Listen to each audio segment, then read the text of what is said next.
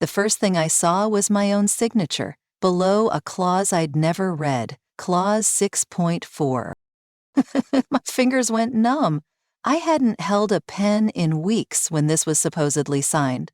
I was still sedated, waking up from surgery. I reached up across the table. Lucas didn't even blink. That's when it hit me. My brother had planned this while I couldn't walk, couldn't speak, couldn't fight. They called it a standard procedural review, but the black folder in front of me felt more like a death certificate. The conference room was quiet. Too quiet. Mahogany walls, closed blinds, bottled water sweating on polished glass. Around the table sat 4 board members, most of whom I had personally recruited over the years. None of them met my eye. Lucas, always the calm one, leaned forward. Given your prolonged medical leave and the company's need for leadership continuity, we've voted to invoke Clause 6.4. You'll be compensated fairly, of course. I'm Daniel Carter, co-founder of Brick and Beam Construction. I spent 16 years building this company from the ground up. Literally. I was the one crawling through foundation pits, reading site plans by flashlight, earning client trust the hard way. Lucas handled the business side. MBAs, growth strategy, investment decks. We were opposites, but it worked. Until now. 3 months ago, I was nearly killed in a scaffolding collapse on one of our Miami sites. Compound femur fracture, collapsed lung, 2 weeks on ventilator support, a month in inpatient rehab. And while I was relearning how to walk, my brother rewrote the rules. I flipped to the clause again. In the event of prolonged medical absence exceeding 90 days, the board reserves the right to initiate compulsory repurchase of founder shares at internal book value. My name was there. My signature. But I'd never seen this clause in my life. The book value offer was barely 20% of true market value. Accepting it meant forfeiting not just my ownership stake, but all access to operations, internal records, and decision-making. Where did this come from? I asked, voice low. Lucas answered smoothly. It was part of Amendment V4. You were informed during recovery. We had verbal consent. I was on morphine. I couldn't tell time, let alone approve legal changes. No one spoke. They didn't have to. The vote was done. The paperwork was filed. That night, I pulled up the company's shared server. I found the original 2018 governance file. No, Clause 6.4. Then I found the amended version. Amendment V4, post-incident, dated the week I was in critical care, editor, L. Carter. I opened the file. Same clause, same signature. But I hadn't touched a pen. Then I remembered something I hadn't thought about in years. An old note Dad wrote me the night before I graduated trade school. He'd tucked it into a toolbox. Your brother's got brains, but you've got spine. Don't ever let him run the whole show alone. Before there was a company, there was a backyard shed, and 2 Carter brothers with a dream. Lucas was the visionary. The one who watched Shark Tank religiously, quoted Warren Buffett at the dinner table, and framed our first business license like it was the U.S. Constitution. I was the hands. I fixed Dad's truck at 13, rebuilt our garage door spring without losing a finger, and learned CAD because the drafting teacher said I wasn't cut out for college math. When Dad died of a stroke in 2008, Lucas came back from Wharton for the funeral and never left. We were grieving, broke, and bitter, but something about grief and drywall binds people in strange ways. The first few years were brutal. We borrowed $25, 0 cents K from Mom's pension to buy a rusted-out work van, hired ex-cons and high school dropouts who knew how to hustle, and took every kitchen remodel and roof repair gig we could get our hands on. I spent nights on job sites with a propane heater and a clipboard. Lucas stayed up writing bids and emailing suppliers until 2 a.m. He even built our first logo in PowerPoint, white letters on concrete gray. Brick and beam, simple, durable, ours. We argued, of course. I thought he was too aggressive with pricing. He thought I cared too much about perfection. But we made it work. Lucas respected that I knew the language of construction, building codes, permit inspectors, material flow. I respected that he could walk into a boardroom full of private equity guys in Patagonia vests and convince them we were the next big thing in mid-market general contracting. He never made me feel small. Until he did. The first fracture came in 2017 when Lucas pushed to pivot into commercial work and began hiring lean ops consultants from New York to optimize field performance. I argued we were growing too fast, that we were losing the soul of what made us trustworthy. He said I was too field-minded. Then came the new CFO, Tara Huxley, a polished finance shark who wore stilettos to site visits and once asked if rebar was a brand. I didn't trust her. Lucas did, deeply, and when she started sitting in on board meetings I wasn't invited to, I knew something had shifted. But I didn't push back. Not when they opened the second office in Philadelphia. Not when Lucas started traveling without looping me in. Not even when I saw my name left off the investor pitch deck he sent to a venture capital firm in Seattle. It's just strategy, he said. You're the builder, Danny. Let me handle the capital side. I told myself we were just growing apart in style, not in values. I wanted to believe blood was thicker than term sheets. Then came the accident. It wasn't some dramatic fall from a skyscraper, just a weak anchor bolt, a bad weather snap, and 36 feet of air between me and the job trailer below. I shattered my right femur and cracked 3 ribs. I don't remember the medevac ride or the ER.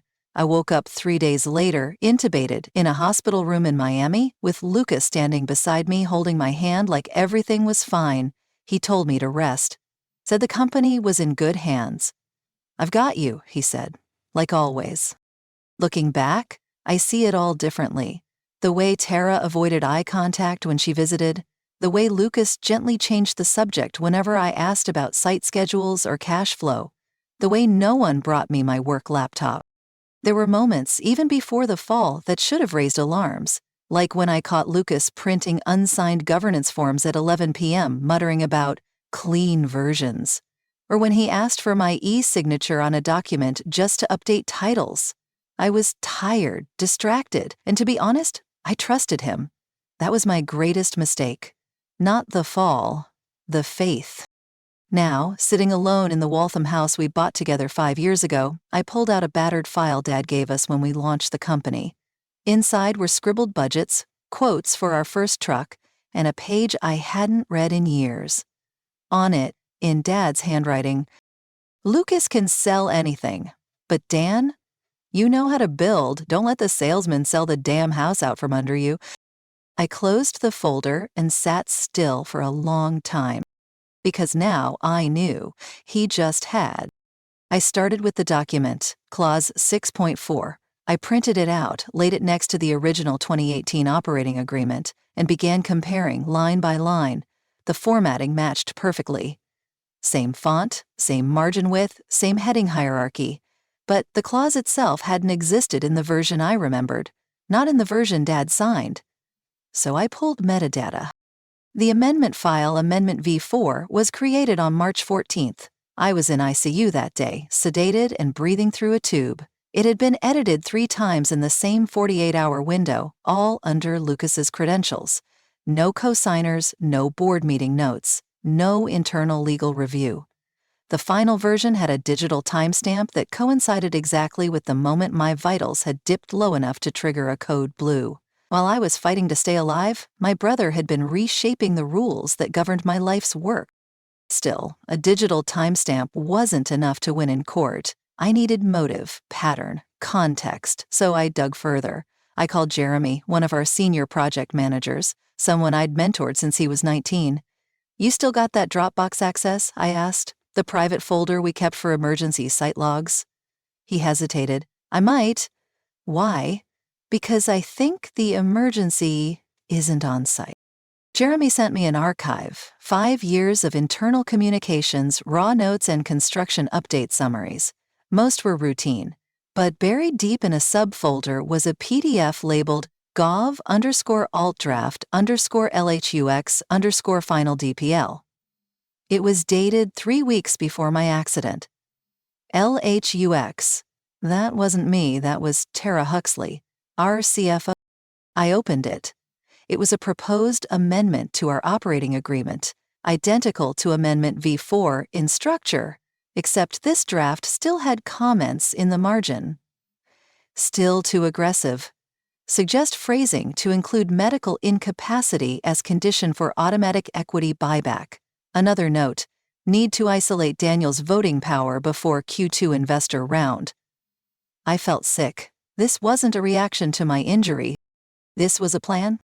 A premeditated restructuring designed to push me out of voting control, limit my equity leverage, and free up shares for external buy-in, all while I was still swinging a hammer and showing up at 5 a.m. site inspections. And then I saw the email string at the bottom of the draft. Lucas to Tara, CC Legal. If this goes sideways, I'll handle Daniel. He trusts me. That line hit harder than the fall. I'd been right to trust the materials, the plans, the structures we built, but not the man beside me. I needed someone who could help me weaponize what I'd found, legally. I called Lauren Mendez, an old friend from trade school who'd become a corporate governance attorney. I didn't ask for favors, I offered documentation. I sent her the draft, the metadata, the emails. She called back 2 hours later. Daniel, she said, this isn't just a bad faith amendment. This is textbook shareholder oppression. You have grounds to challenge the entire clause, especially if we can prove fiduciary breach. How? I asked. Start with where the clause was buried and who signed off. Find the exact moment it entered company knowledge. The first board vote. The first time Lucas used it as leverage. The earlier the pattern, the stronger the intent. That night, I went back through my personal inbox. Emails from Lucas, Tara, even interns. I filtered everything by the phrase 6.4. Nothing. Then I searched for alignment clause. Still nothing. Then I got desperate. I pulled the backup drive from my old work laptop, the one I stopped using 2 years ago after I spilled coffee on the trackpad. Inside was a cache of old internal communications, mostly junk, but tucked inside a folder labeled Meeting Prep Legacy, I found a scanned document I hadn't read since Dad died. It was handwritten, dated 2016, titled Preliminary Operating Terms, Founders Only. It listed our original equity plan, founder clauses, and a note Dad added at the bottom. If Lucas ever proposes a clause that limits voting rights for health reasons, shoot it down. It's the one thing he wanted to slip past me. I didn't want revenge, not at first. What I wanted was oxygen. Clarity, a way to breathe again without choking on the feeling that I'd been erased. So I built what I always built, a plan, brick by brick. First came the foundation, legal. I met Lauren Mendez at a diner in Quincy, laid out the documents, and walked her through the timeline. She asked sharp surgical questions. Were board votes held? Were you notified of material governance changes? I shook my head. No notice, no review. I was in a hospital bed. She leaned forward. Then Lucas may have violated fiduciary duty, especially if Tara advised or signed off. If we prove collusion, this becomes not just a governance case, but fraud. We started with intent. I gave her the Amendment V4 metadata, the internal draft marked Hux_final, and Dad's handwritten warning. This, she said, tapping the page, is gold. Legacy context. We can use it to challenge authenticity, establish pattern, and justify injunctive relief. Next came evidence control. Lauren had her firm forensically image my laptop, ensuring chain of custody preservation. Once this goes to court, she said, they'll try to say you doctored it all. We stay 10 steps ahead. Then came pressure. I called Margaret Park, our longest-serving board member, the only one who'd looked me in the eye during the boardroom ambush. I met her in her Beacon Hill townhouse, placed the signed clause and the hidden draft on her kitchen table. This isn't just a mistake, she exhaled slowly. I always wondered why he suddenly dropped the 2-year lockup clause. It felt rushed. Because he's planning to cash out fast, I said, and bury the legacy with it. Margaret agreed to testify if it came to deposition. Better. She sent me copies of 2 board packets that Lucas had kept from me. One included a draft email to investors hinting at streamlining executive oversight post-IPO, dated 2 weeks after my accident. I knew I needed to move fast. Lucas wouldn't wait for legal filings to reach his inbox. He'd strike back on another battlefield. Perception. So I got ahead of it. I reached out to a friend I hadn't spoken to in 6 years. Derek Cho, editor at the Builder Ledger, a niche construction finance publication with sharp teeth. We met in an old job trailer behind a half-finished public library in Cambridge. I laid it all out, the forged clause, the fake draft, the valuation games. "Let me run with this," he said. "If we get it right, it hits the trades, then the financial blogs, then retail investors. You won't need to swing a hammer. The pressure will build itself."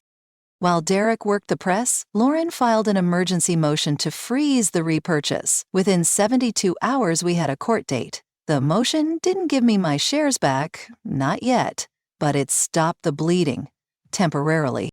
Lucas didn't wait long to counterstrike. 2 days later, a glowing profile of him appeared in Construct Now, highlighting his visionary leadership and streamlined executive strategy. He did a podcast interview with a VC firm describing the emotional toll of leading a family company alone after your brother's accident. The story framed me as well-meaning but erratic. "Daniel's a genius in the field," he said in his signature warm tone, "but he's not built for cap tables and IPO negotiations." I heard it playing over the radio in a truck stop. I nearly crushed the steering wheel. The next hit came from inside. Jeremy, the loyal PM, texted me in a panic. "He's freezing people out, anyone associated with you, no new site assignments, HR saying they're reviewing job performance." He was purging. Lauren filed a whistleblower protection petition the same afternoon. We couldn't stop the internal politics, but we could make it expensive. Then something shifted. An anonymous email arrived in my inbox, no name, just a subject line. "You're not the only one he's sidelined." Attached was a PDF, a chain of emails between Lucas, Tara, and a junior compliance officer. One line stood out. "If we push the repurchase through before the audit, he'll never have standing." Audit? I forwarded it to Lauren. Within hours, she was on the phone with a securities compliance consultant. "If Lucas submitted pre-IPO filings without disclosing a founder dispute," she said, "he may have exposed the company to SEC review." We were no longer talking about boardroom betrayal. We were talking about criminal risk. Lauren prepped a full compliance dossier and sent it to the SEC's whistleblower portal. Simultaneously, Derek's article went live. Title: "Brother Interrupted How a Construction Founder Was Cut Out During Recovery." And it caught fire. The Builder Ledger ran it as a top story. Medium, Tech Finance Watch, even LinkedIn News picked it up. My inbox flooded with messages. From old colleagues, suppliers, even clients. Some were furious, some were curious, but all of them wanted one thing: the full story. I wasn't just a man trying to save his company anymore. I was a man holding a match near the fuse Lucas had been laying for years. The courthouse smelled like floor wax and tension. I sat beside Lauren at the plaintiff's table, watching Lucas glide through the double doors with that same unbothered poise he wore when closing 7-figure bids. He adjusted his cuffs, smiled at the clerk. His lawyer trailed behind him, mid-briefing, as if Lucas was already calculating how much time he'd need to spin this hearing into a leadership narrative. But this wasn't a podcast, this was sworn testimony under oath, and we had enough kindling to light a fire from 4 angles: governance fraud, securities misrepresentation, internal retaliation, and fiduciary breach. The hearing began with procedural matters. Lauren filed our exhibits: Amendment V4 metadata, the draft with Tara's margin notes, the anonymous email hinting at pre-audit concealment. Lucas's attorney objected to nearly every item. The judge, a woman in her late 50s with reading glasses and a "don't waste my time" tone, overruled most of them. Then came testimony. First was Margaret Park. Calm, precise, impossible to rattle. "I served on the Brick and Beam board for 11 years, she said. "Daniel was transparent in all project-level disclosures. Lucas, less so. When Amendment V4 appeared, there was no recorded vote. I didn't see it until after Daniel was removed." She paused. It felt orchestrated. Then came Jeremy. Nervous at first, but steady once he began reading from his saved chat logs. Instructions from Tara to keep Daniel out of site coordination chains, and a message from Lucas saying, if we move fast, he won't have time to react. Lucas's lawyer shifted tactics, tried to paint me as emotionally unstable post-accident. You were under heavy medication during recovery, correct? He asked. I wasn't hallucinating contracts, I said. Laughter in the gallery. Even the judge smirked. Lauren stood. Mr. Carter, to your knowledge, did you authorize any changes to company voting structure while hospitalized? No. I could barely authorize lunch. Next came the SECI whistleblower consultant we'd brought in under subpoena. She'd reviewed Lucas's pre-IPO filings and confirmed material omissions. He failed to disclose a pending founder dispute and ongoing internal governance changes. That's a violation of pre-filing integrity rules. Lucas's team tried to distance him. These were delegated filings, the lawyer argued, standard operational streamlining. But then came the audio. Derek had received it anonymously, a recording of a call between Lucas and a junior compliance officer weeks before my hearing. Lucas's voice was unmistakable. We need to get this buyout through before anyone realizes Daniel still holds voting power. Once it's off the books, noise, not liability. That was the turning point. The judge requested a recess. When we returned, the courtroom energy had shifted.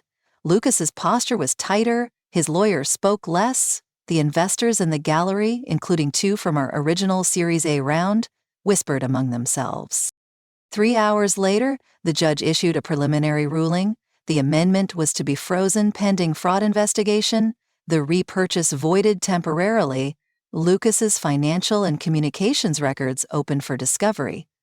But that wasn't all.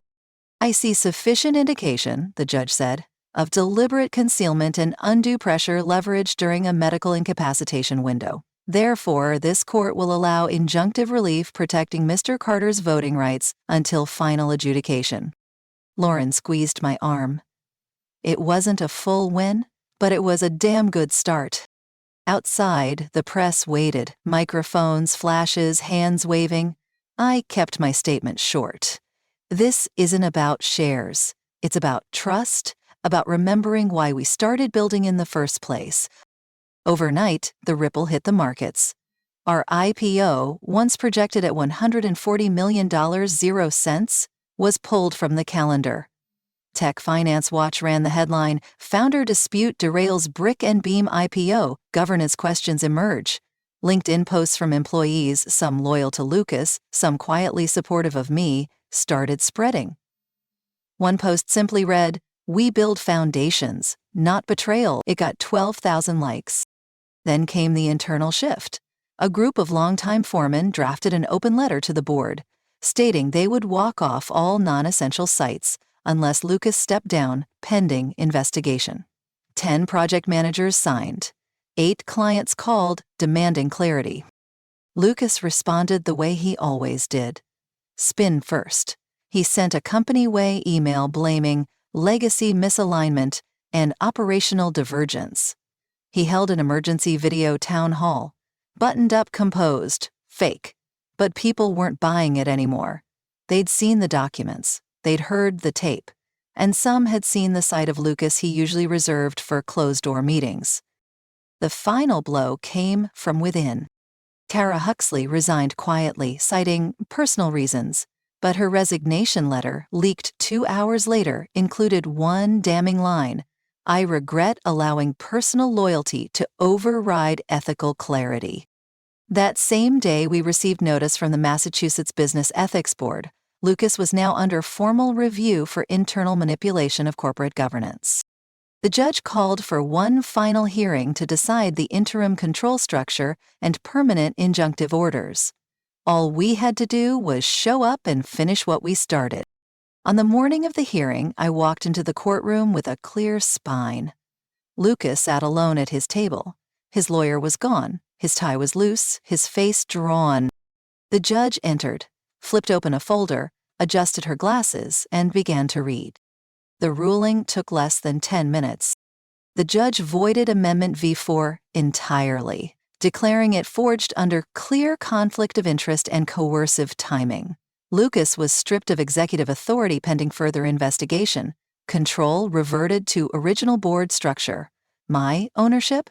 Fully restored. My voice? Reinstated. Lucas didn't say a word, just sat there, eyes fixed on the wood grain of the defense table, as if he could will it to open and swallow him whole. By afternoon, the news had spread. The IPO was indefinitely shelved.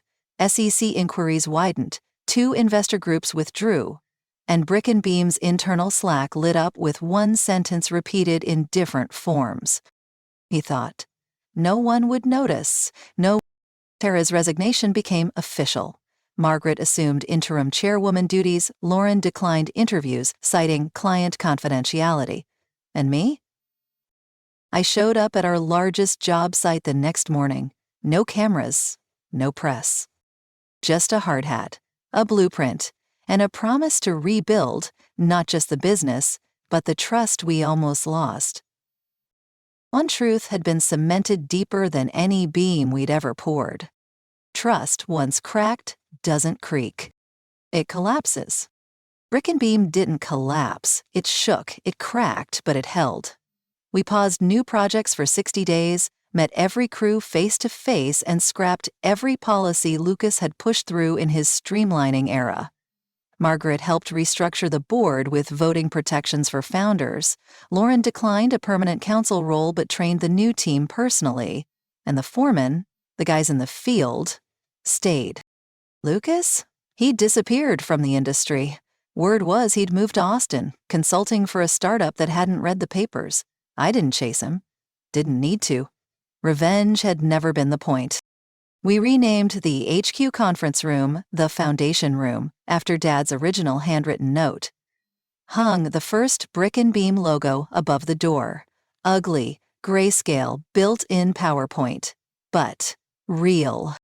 Some days, I still walk the sites at dawn, thermos in hand, clipboard under arm. My leg aches more in the cold now, and every once in a while someone asks about the clause. I just say, "We fixed it." Then, I get back to work. But if this story moved you, if it reminded you how fragile trust can be even between family, don't let it fade when the video ends. Share it with someone who's ever been betrayed or someone you've had to rebuild trust with. And if you believe stories like this matter, hit like, subscribe, or leave a comment. We're building a space for people who still believe in foundations that hold.